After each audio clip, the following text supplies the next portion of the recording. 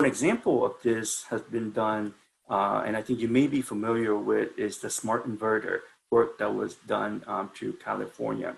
So once you start out, you have the technology.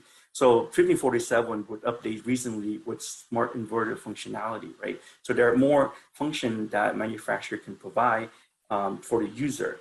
So those are the things that make the industry want to update the standard. So you start with that first, and then you have to let the industry, in the second step, let the industry kind of use the technology and see where things are useful or not, trying to harmonize it on a set of functional benefit.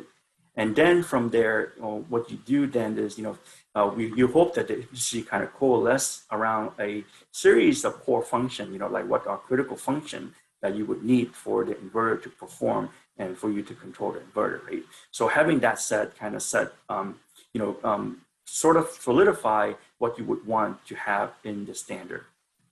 Then the next step is, then you introduce the communication. How would you communicate things back and forth to actually enable your functionality, right? So, like the case of 1547, the communication is not covered under 1547. So you have all the degree protocol that bring into the mix of what they can provide, both data and communication, right? So there are choices that you can use, and then so from that, people are starting to then implement the communication protocol to provide the functionality that you want, right? So then that could lead to some revision. And then from there, then you develop a profile based on just a set that people would want to do. And then in this case, the California's smart inverter profile is an example of that. What they've done in California is that they mandated 2030.5 as the communication protocol. So they at least pick one within the 1547 set and make it a standard. So they develop the profile based on that. And it has a lot of benefit because with that, that promoted the communication certification based on that protocol. In this case, 20.5. And then UL, I think you did hear from one of the colleagues from UL as well on product certification. They took the requirement and wrote it into a UL test standard. And then from that, then you can actually have protocol specification. So the benefit there are twofold. One is that you can use the specification to include in your RFP, right, to actually ask the manufacturer to build to that specification based on the profile. And then once that happens, the manufacturer develop product and things like that based on that specification, they can also bring it and have it certified so that you can ensure that it is implemented, based on the required specification. So those are the benefit for both profile and certification. So just to take a step back on what we talk about as the interoperable profile. So a profile is pretty much a subset of a standard that is agreed by a user community, test authority, or standard. So I said standard here plural because as a case of 1547, the profile include more than just one standard, right? It includes 1547 as the base functional requirement, and they include 2030.5 as the communication protocol. So the reason to do the profile and the specification is that you want to narrow the degree of freedom from the implementer. So here, narrowing down is actually not bad, right? Because sometimes you do want to have flexibility, but from a specification and testing standpoint, you want to have a narrow set that you can test to, right? So it's actually make the test easier to implement and also, easier to repeat as well. And, the way that we do this, and also the reason for doing this is that for standard, because the standard system in the US is, it's open standard and consensus driven, right?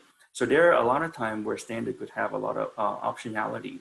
And you could have multiple options that you can implement for a specific function.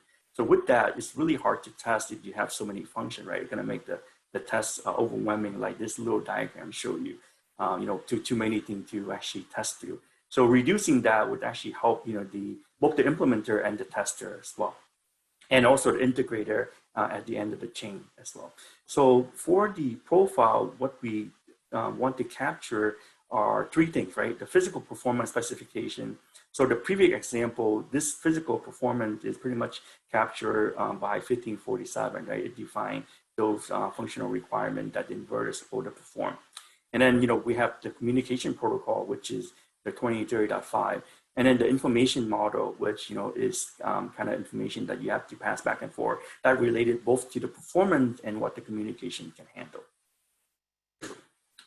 So for the profile development part, we have 3 steps that we want to do. First, you want to do the use case development part, which kind of capture the description of what you want to do, capture any applicable standard, define a list of actors, and kind of have, some flow diagram to actually show how you want the communication to happen, and also define the interfaces that you want to pay attention to. The interfaces are important because that's where the information exchange, kind of change hands. It could be from a device to a system, or from a standard to another standard.